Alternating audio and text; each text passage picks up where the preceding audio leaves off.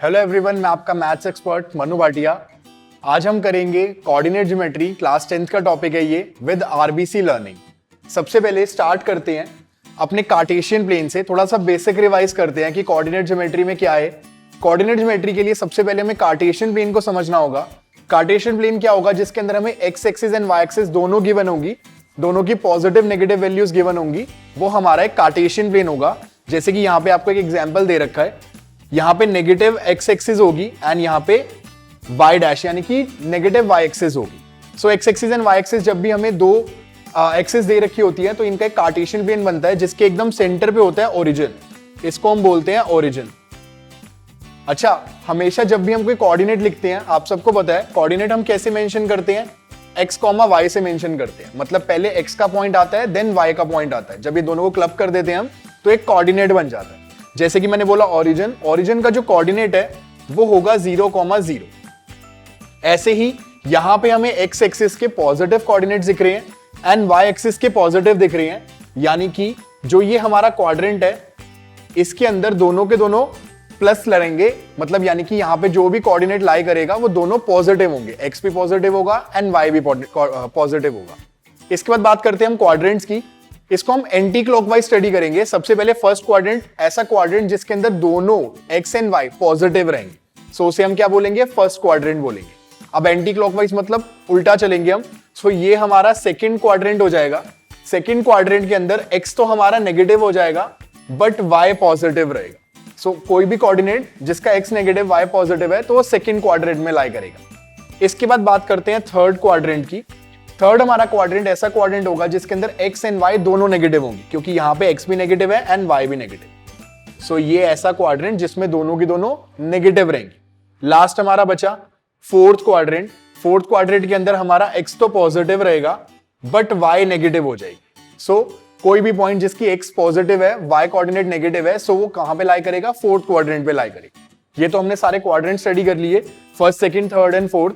अब हम बात करते हैं कि अगर कोई पॉइंट आपका एक्स एक्सिस पे लाई करेगा, फॉर एग्जांपल हमारे पास एक पॉइंट है जो कि एक्स एक्सिस पे लाई कर रहा है, तो जब भी कोई पॉइंट एक्स एक्सिस पे लाई करता है तो उसका वाई कोऑर्डिनेट हमेशा 0 होता है। यानी कि अगर मैं इसका कोऑर्डिनेट लिखना चाहूं तो सबसे पहले एक्स का 3 लिखूंगा एंड वाई हमारा यहाँ पे क्या है? 0 है। सो कोई भी पॉइंट अगर आपका एक्स एक्सिस पे लाई कर रहा है तो उसका वाई कोऑर्डिनेट 0 होगा। ऐसे अगर कोई पॉइंट आपका वाई एक्सिस पे लाई कर रहा है, जैसे मैंने 4 मार्क किया वाई एक्सिस पे, सो यहां पे जब भी कोई पॉइंट लाई करेगा वाई एक्सिस पे तो वहां पे उसका एक्स कोऑर्डिनेट 0 होगा। मतलब इसका अगर मैं कोऑर्डिनेट लिखना चाहूं तो पहले एक्स यहां पे क्या है? 0 है एंड वाई क्या है हमारा? 4 है। सो ये क्या हो जाएगा? 0,4। यहां पे अभी हमने पॉइंट स्टडी किए कि वाई एक्सिस पे पॉइंट जो होगा उसमें एक्स कोऑर्डिनेट 0 होगा एंड जो एक्स एक्सिस पे पॉइंट होगा उसका वाई कोऑर्डिनेट 0 होगा। इसके बाद चलते हैं कार्टेशियन प्लेन के बाद हम बात करते हैं कि जैसे हमने कोऑर्डिनेट समझे अभी कि हमारे पास एक कोऑर्डिनेट है, मैंने आपको उसका एग्जांपल लिया था कि कोई भी एक कोऑर्डिनेट है, जैसे फॉर एग्जांपल ये कोऑर्डिनेट है ए, इसका जो कोऑर्डिनेट है ये होगा एक्स कॉमा वाई। ऐसे ही अगर हमें दो कोऑर्डिनेट्स के बीच में डिस्टेंस फाइंड आउट करना है, यानी कि अगर मेरे पास एक कोऑर्डिनेट ए है और दूसरा कोऑर्डिनेट बी है, मुझे इनके बीच में डिस्टेंस बताना है कि एक स्ट्रेट लाइन डिस्टेंस कितना रहेगा। सो हम क्या करेंगे? इन कोऑर्डिनेट्स को x1 y1 बोल देंगे ए के कोऑर्डिनेट्स को, एंड बी के कोऑर्डिनेट हो जाएंगे x2, y2। दो कोऑर्डिनेट से एक ए का एक बी का, तो ए के लिए हमने x1 y1 लिया एंड बी के लिए हमने x2 y2 लिया। तो इन दो पॉइंट्स के बीच में, इन दो कोऑर्डिनेट्स के बीच में जब भी हमें डिस्टेंस फाइंड आउट करना होगा तो हम किसकी हेल्प लेंगे? डिस्टेंस फॉर्मूला की हेल्प लेंगे। डिस्टेंस फॉर्मूला होता क्या है? हमेशा x2 में से x1 माइनस करते हैं, उसका स्क्वायर करते हैं, देन y2 में से y1 माइनस करके उसका होल स्क्वायर करते हैं, और इन दोनों को हम अंडर दी रूट रख देते हैं सम करके। बेसिकली x2 माइनस x1 का whole square plus y2 minus y1 का whole square under the square root. ऐसे करने पे हमारा डिस्टेंस दो कोऑर्डिनेट्स के बीच का निकल आता है। इसका एक एग्जांपल ले लेते हैं हम। हमारे पास एक लाइन है ए बी, ए का कोऑर्डिनेट है 1,2 एंड बी का कोऑर्डिनेट है 3,5। सो हमें इन दोनों कोऑर्डिनेट्स के बीच में डिस्टेंस कैलकुलेट करना है। सो हम इसको ऐसे लिखेंगे, A B equals to under the root, ये हमारा x2 होगा एंड ये y2, ऐसे ही ये x1 एंड ये y1। सो हम क्या करेंगे? 3 में से 1 को माइनस करेंगे और 5 में से 2 को सब्ट्रैक्ट करेंगे। 3 में से 1 जाएंगे तो बचेंगे 2, 2 का स्क्वायर 4, ऐसे ही 5 में से 2 गया तो बचेंगे 3, 3 का स्क्वायर 9। सो ये हो गया हमारा under the root 30। So A and B का हमने डिस्टेंस कैलकुलेट किया जो कि कितना आ रहा है अंडर द रूट 30। कोई भी दो कोऑर्डिनेट्स के बीच में जब भी आपको डिस्टेंस फाइंड आउट करना हो सो आप इस डिस्टेंस फॉर्मूला का यूज कर सकते हैं। सो ऐसे ही अगर हम ओरिजिन से डिस्टेंस निकालेंगे किसी भी पॉइंट का, जैसे कि अभी हमने पीछे बताया ओरिजिन हमारा ऐसा पॉइंट होता है जिसमें दोनों कोऑर्डिनेट्स x एंड y 0 होते हैं। अब मुझे एक लाइन दे रखी है ए बी जिसमें हमें कोऑर्डिनेट दे रखे हैं a के 0,0, a जो पॉइंट है वो ओरिजिन पे लाई कर रहा है एंड b एक पॉइंट है जो हमें -3,4 यानी कि b के कोऑर्डिनेट क्या है -3,4। इन दोनों के बीच का मुझे डिस्टेंस कैलकुलेट करना है तो फॉर्मूले के अकॉर्डिंग हमें -3 में से 0 माइनस करना है। तो किसी भी से 0 माइनस करें आंसर वही रहेगा, इसलिए जो भी हमारा आंसर है डिस्टेंस फ्रॉम ओरिजिन वो हो जाएगा x² + y² under the root. मतलब हम सिर्फ इन्हीं कोऑर्डिनेट्स की वैल्यू लेके उसका आंसर निकालेंगे। ऐसे ही अगर यहां पे अगर हम ध्यान से देखिए मैंने यहाँ पे x2 - x1 लिखवाया है, अगर आप इसको चेंज करना चाहें तो x1 - x2 भी कर सकते हैं, बट आपको यहां पे भी चेंज करना पड़ेगा। आपको y1 में से ही y2 माइनस करना होगा। मतलब अगर आप इसी फॉर्मूले को यूज करते हो तो कोई दिक्कत नहीं है, बट बाई चांस अगर किसी का मन होता है कि भाई x1 - x2 क्यों नहीं कर सकता, तो बेसिकली आप कर सकते हो, कोई प्रॉब्लम नहीं है उसमें, बट आपको y1 में से भी y2 माइनस ही करना होगा। ये था हमारा डिस्टेंस फॉर्मूला टॉपिक। सो बात करेंगे अब हम सेक्शन फॉर्मूला की।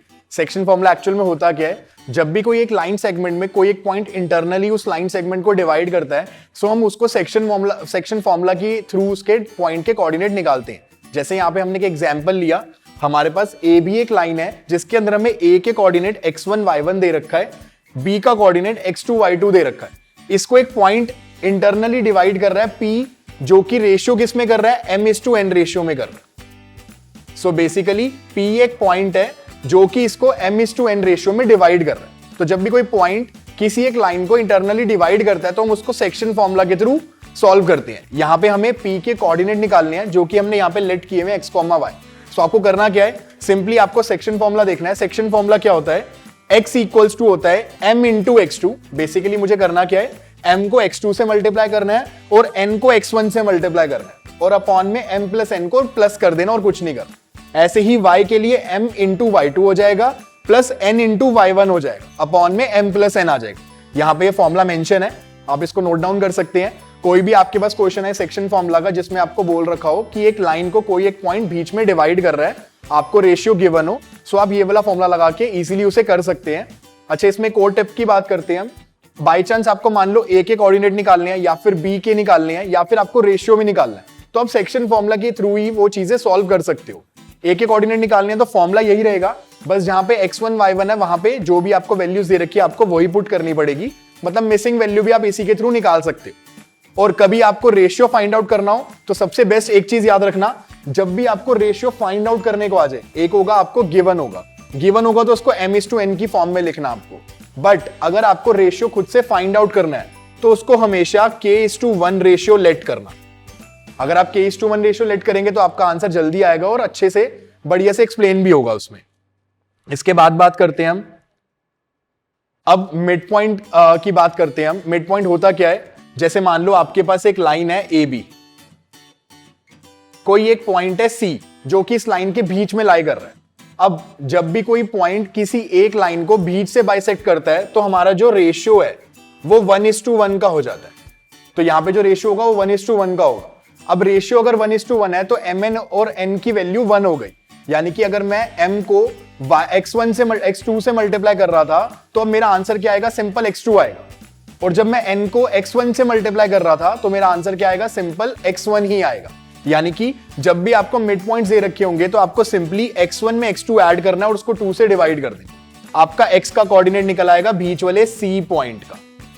ऐसे ही अगर आपको b का निकालना है, इस y का निकालना है, तो बेसिकली आपको क्या करना पड़ेगा, y1 + y2 डिवाइड बाय 2 करना होगा। ये हमारा एक मिड पॉइंट फॉर्मूला होता है। मतलब जब भी आपको एक लाइन में एक मिड पॉइंट दिया हो और उसके आपको कोऑर्डिनेट्स निकालने हो तो आप इसका यूज करेंगे। ऐसे अगर आपको ए एंड बी के भी कोऑर्डिनेट्स निकालने हो तो आप सिंपल इसी फॉर्मूला का यूज करेंगे, जिसमें हम सिर्फ x1 की वैल्यू फाइंड आउट करने के लिए x2 और x की वैल्यू डालेंगे और यहां पे इसको थोड़ा सॉल्व करेंगे, हमारा x1 निकल आएगा। सिमिलरली इसके अंदर भी y1 निकालने के लिए 2 हमारा y से मल्टीप्लाई होगा, देन y2 इसमें से माइनस होगा, हमारा y1 निकल आएगा। मतलब आपको अगर a और b का कोऑर्डिनेट भी नहीं दे रखे तो आप इस वाले फॉर्मूला से लगा सकते हैं। बट एक चीज ध्यान रखना, यहां पे मिड पॉइंट फॉर्मूला तभी लगेगा जब हमें बोल रखा होगा कि लाइन के बीच में वो पॉइंट लाई कर रहा है। बेसिकली आपका वो मिड पॉइंट बीच वाला होना बहुत जरूरी है, तभी आपका रेशियो 1:1 होगा और तभी आप इस फॉर्मूला का यूज कर पाएंगे। इसके आगे बात करते हैं हम। अब हम बात करें एरिया ऑफ ट्राइंगल की, कि एरिया ऑफ ट्राइंगल कैसे निकालते हैं हम। ट्राइंगल सबको पता है, ट्राइंगल एक ऐसी फिगर जिसमें 3 साइड्स होती हैं। अब 3 साइड्स तो 3 कोऑर्डिनेट्स भी इसके अंदर आएंगे। ये वाला कोऑर्डिनेट हमारा A, B एंड C। अब 3 कोऑर्डिनेट्स हैं। जब तक हमारे पास 2 कोऑर्डिनेट आ रहे थे, मतलब एक लाइन आ रही थी जिसमें 2 पॉइंट्स थे, तो हम क्या कर रहे थे, उसको x1 y1 x2 y2 ले रहे थे। यहां पे A के कोऑर्डिनेट को हम x1 y1 एंड B के को x2 y2 ले लेंगे। ऐसे ही C एक और नया पॉइंट आ गया, तो ये हमारा x3 y3 हो जाएगा। बेसिकली 3 पॉइंट्स है तो 3 coordinate x1 y1 x2 y2 and x3 y3। अब इस फॉर्मूले में पुट कैसे करेंगे। कभी भी आपको एरिया ऑफ ट्राइंगल निकालना हो, आपके पास तीनों कोऑर्डिनेट्स दे रखे हो, सो आप क्या करोगे, इस फॉर्मूला में पुट कर दोगे। फॉर्मूला क्या है, half into x1 y2 minus y3 plus x2 y3 minus y1 plus x3 y1 minus y2। थोड़ा सा बड़ा फॉर्मूला है, इसको लर्न करने की एक सिंपल सी टिप बताता हूं आपको। सबसे पहले आप लिखोगे 1 2 3, देन आप लिखोगे 2 3 1 एंड लास्ट में आप लिखोगे 3 1 2। ये बेसिकली एक बहुत ही छोटा सा यूनिक आपके लिए चीज है। आपको बेसिकली इसको लर्न ही ऐसे करना है, पहले 1 2 3, देन 2 3, फिर 1, देन 3 1, फिर 2।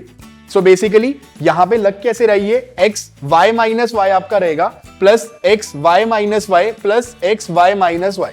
अब आपको यहां पे वैल्यूज डालनी है। सबसे पहले 1 2 3, देन 2 3 1, देन 3 1 2। जब आप इस फॉर्मूला को करोगे आपको अपने आप ही प्रैक्टिस हो जाएगी इसकी और आपको इजीली लर्न भी हो जाएगा ये, फिर आप कभी नहीं भूलोगे। बस इस चीज का ध्यान रखना कि इसको हमेशा हम इस फॉर्मेट में डालते हैं। जब भी आपको कोऑर्डिनेट दिए हो आपको बेसिकली इसमें डालना है और आपका एरिया ऑफ ट्राइंगल निकल आएगा।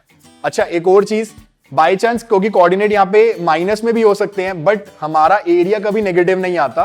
तो अगर आपका कोई भी आंसर एरिया ऑफ ट्राइंगल -6 या फिर कोई नेगेटिव इंटीजर आता है तो आप उसको पॉजिटिव स्क्वायर यूनिट्स में कन्वर्ट कर सकते हैं। फॉर एग्जाम्पल, अगर आपका एरिया -6 आ रहा है तो उसका आंसर एरिया ऑफ ट्राइंगल जो है वो +6 स्क्वायर यूनिट्स रहेगा उसका।